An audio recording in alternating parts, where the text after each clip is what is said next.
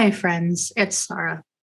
So before I start, I want to say that I really loved Heartstopper. I thought it was charming and beautiful, and it really made me smile. I think it's really lovely to see a representation of queer life where the stresses of living in an unfriendly world are present, but that's not the core of the story. The there's joy and community and love in there as well. I thought A plus, really, it gets an A plus for that part for queer representation, right? And there's going to be plenty of people who make videos about that. I recommend James Somerton's video. I thought it was lovely. Right, but there's another aspect of this series that gets a C, gets a needs improvement. Because I, as a bisexual person, I loved it, but I'm also a fat person and a person who has spent the last 6 months working on a thesis about fat representation in film. So with that in mind, I got to talk about Isaac because this was not good. He's very, very sweet. But this is not actually good representation. And we need to talk about it.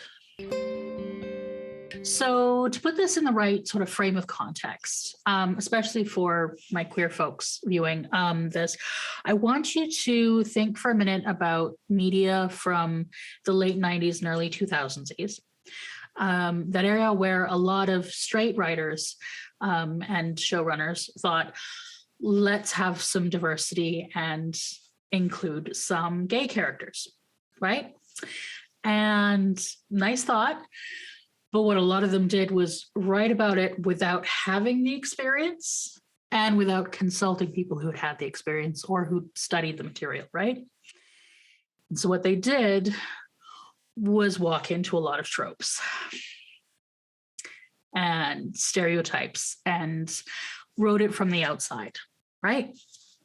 And some was good and some was really not. I think that is the best way to think about what has happened here. I think Alice Osman and the team at Netflix have have had good intentions and wanted to have some size diversity. But this isn't their lived experience. And by them, I mean the team. I'm going to speak about them as a team. This is not their lived experience. And it doesn't look like they consulted with someone else because what they've done is walk into a really common trope of the desexualized emotional support fat. It sounds really weird for me to call someone desexualized when we're talking about a 14, 15-year-old. So I'm going to clear up. This whole show is desexualized. The whole show is it's focused in terms of romance and identity and the early flutterings, discoverings of sexuality and that kind of thing. So we're not looking for a character to be fully sexualized at that age. We're looking for him to be about even with the other characters of his peer group, not even with the main characters, because we expect more from them. We're going to pay more attention to their interior perspective. And Heartstopper has a lovely way of showing us their interior perspective with these little hearts and electricity and little wind things to just kind of give a sense of the sort of heart fluttery feelings that are a part of this new, when you're discovering these new parts of yourselves. That is present for all of the teenage group except Isaac. Some of you are going to be saying, well, maybe he's asexual. I'm going to come back in a minute to the difference between desexualized and asexual. So we have in this story, we have the two main characters, Charlie and Nick, and they're lovely and very sweet. And we have their peer group, which consists of Isaac, Tao and Elle are all Charlie's friends to begin with. And then we bring in Tara and Darcy. And they are all straight-sized, as are, as far as I can tell, all of the extras and all of the bit players. You know, not all of them are, you know, as tiny as like Charlie is, but it's typical for television. You know, they're not a lot of size diversity. But Isaac is played by an actor who is, well, what we call small fat, maybe a little bit mid, you know, which is actually an average sized human and entirely healthy and normal. But in the constructed world of television, when one person is larger and everybody else is smaller, it becomes an issue, right? It is, we do have to think about this in terms of fat representation.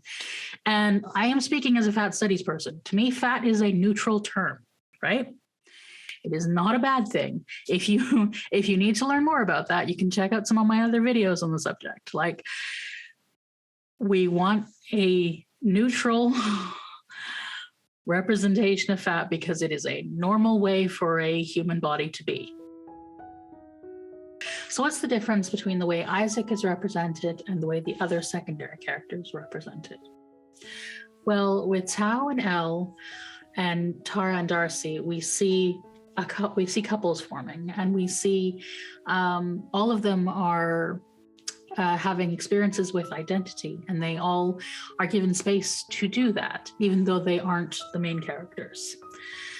And they are all represented as having feelings about stuff that is going on in their lives, even though they aren't the main characters. So it's less than we see with the main characters, with Charlie and Nick, but it is present.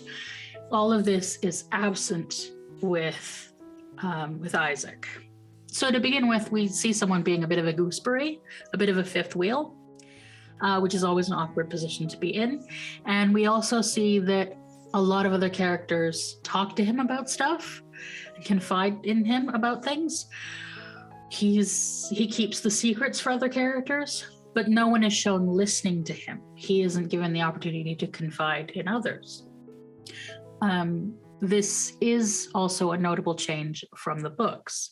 In the book, the character that Isaac is replacing is actually a character called Aled, who is straight-sized to begin with, and who also has a relationship of sorts. It is off-screen, or not on the page, but it is indicated to us that he has something going on, and it actually comes out in that he confides to Charlie about his feelings.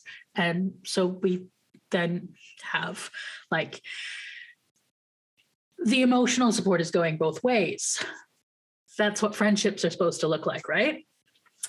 You're supposed to be going both ways. And in fact, it is a large plot point that one of the characters is feeling neglected because they aren't having that back and forth. The sort of, to me, the worst part of this is when they contrive to go on a triple date, which ends up being all the characters in the friend group except Isaac. And nobody thinks to ask him, I wonder if he has someone to bring. I wonder if he'd like to go. And then he's not shown as having feelings about being left out. Right? So it's okay to represent someone being a gooseberry, but that person should have feelings about the situation of being a gooseberry. And this is the position that we often see fat people fill in films and television, is the extra person, the person that other people confide to, the funny fat friend. It is so common that we joke about the funny fat friend. There is a song that someone made that was going around TikTok about being the funny fat friend. and the feeling that you had to entertain everybody and listen to everyone's problems and never, ever, ever take up space yourself. Because that's what's being denied here. The character is being denied space to be a character and to have feelings. And that is a problem when that is the fat character. With that, I'm going to circle back to why is desexualized different than asexual? So an asexual person is someone who doesn't feel sexual attraction. And a romantic person is someone who doesn't feel romantic attraction. Someone can be both or one or the other. This person can then decide whether or not to engage in dating, relationships, or sex, or whatever combination as they choose. It is an internal subjective experience of that person, and they get to decide if they want to be or to seek potential partners and what kind of partners. Desexualization is the outside world or an outside force constructing a person or group of people as not being or not seeking potential partners for sex and or relationships. It's the presumption or imposition of a lack of identity without consulting the person. A film or a TV show is a constructed world. These characters don't have an internal subjective experience unless it's presented to the audience. That doesn't mean they have to say, I don't want to have sex. But some effort has to be made to make the experience that they are internally having present for the viewer. If it's not present, it doesn't exist. It can be anything from I'm not really interested in anyone to an ace flag button, but something has to be there. The root word of representation is presentation. If it's not presented, it isn't representation. And that means in the text, not an author's comment. Do not follow the Rowling method. If you create a character from a group that is frequently desexualized, like fat people, and you don't pay equal attention to their identity, their relationship to sexuality, as you do to their peers in the story, you cannot expect your audience to read them as ace. Some might read that in, but most won't because they have the cultural programming of desexualization. This goes for fat characters, and it also goes for disabled people and neurodivergent people. And then we got to remind ourselves that this show is for the queer community. And the queer community, particularly the male-loving male aspect, has a serious anti-fat bias. There's a serious fat phobia problem of fat men being not treated as potential love interests, potential partners. And it is toxic. So a lot of mainstream discussions of fat phobia, body positivity, are dominated by white women. And this is a problem for several reasons. And one of the problems is it tends to neglect gay men. And gay men are at serious risk for eating disorders. Target of the diet industrial complex, and it's particularly harsh on young gay men. In fact, the book Heartstopper includes discussions of eating disorders, but it's centered around a thin character, which is one presentation of anorexia, but it's actually not the only one. Fat people can be anorexic too, but they actually don't get diagnosed. Fat people get diagnosed with atypical anorexia, even though the behaviors and the psychology are identical. I would highly recommend listening to the maintenance phase episode on eating disorders. There is also a problem with anti-fat bias in the lesbian community, in the trans community, and in the non-binary community. It's in all levels. It's a lot more than straight white women. It is an issue that we have what could be the future, and in many ways I hope will be the future of queer representation and queer media, that is representing a fat character as having no romantic interest and not being a romantic partner, and again, not having an interiority about this. We're not seeing a response to not being invited to that date. We're not seeing a response to not being asked to confide, not being asked, hey, what's up? What are you feeling about this? Do you have what's going on in your life? Do you have someone you're interested in? Or, hey, is there a reason you're not interested in people? And it's particularly a problem because this is the only fat character and the only character of the friend group not having their identity explored and not being asked about their feelings, being treated as the emotional support fat. If we compare it to Our Flag Means Death, which has a lot of size diversity, we don't get romantic exploration from Little John. We don't know what his sexuality is, but he's not the only character whose sexuality we don't explore. And also, there are fat characters whose relationships we do explore. So because there are multiple fat characters, it's okay to have some that we explore this in and some that we don't. But in Heartstopper, everyone is thin except Isaac.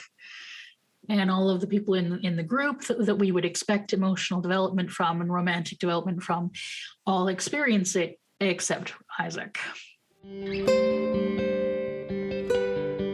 It's the problem of the single story. When there is only one story about a group of people, that is how everyone sees them.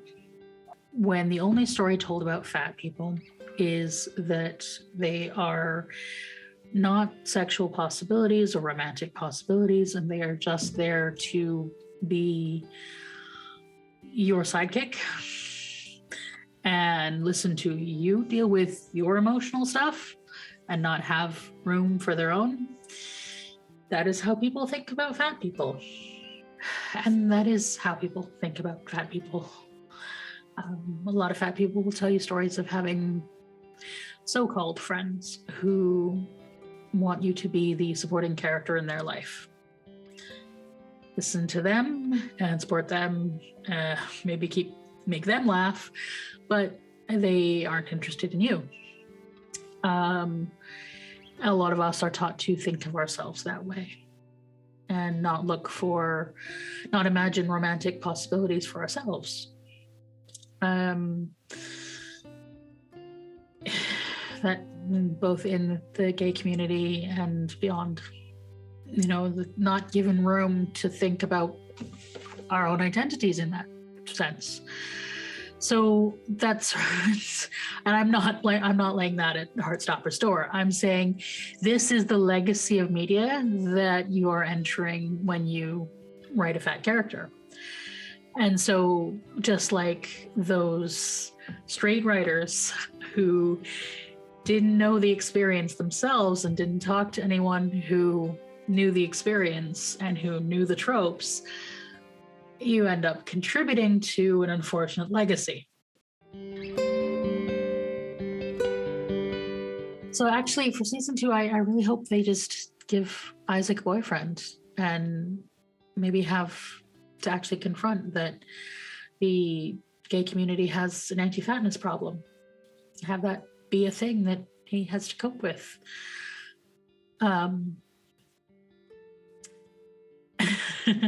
That, would be great representation to see. And maybe add another character who's ace, who actually says, that they're asexual, then whether or not they're aromantic. Have that discussion. Again, I would look at Our Flag Means Death. It's okay to have Little John have no romantic development yet. I mean, maybe we'll get that in season 2. But it's okay because Alawande is there having a, relationship. It's because Fang is having a thing with the polyamorous couple. It's you can when you have enough that you sort of break it up a little bit, even and with some of the extra, hire some fatter extras. You could make the world a bit more size diverse. But you have to do that thoughtfully.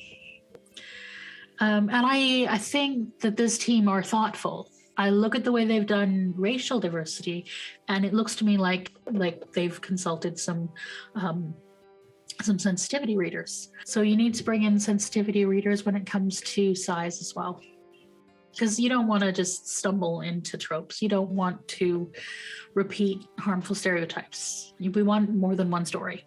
So yeah, in conclusion, I would give Heartstopper a C on size diversity. There's some intention there that is good, but you need to do your research.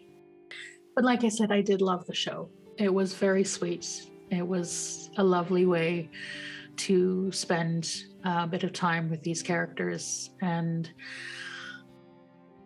there was a little bittersweet that I kind of wished that I'd had this kind of representation when I was young,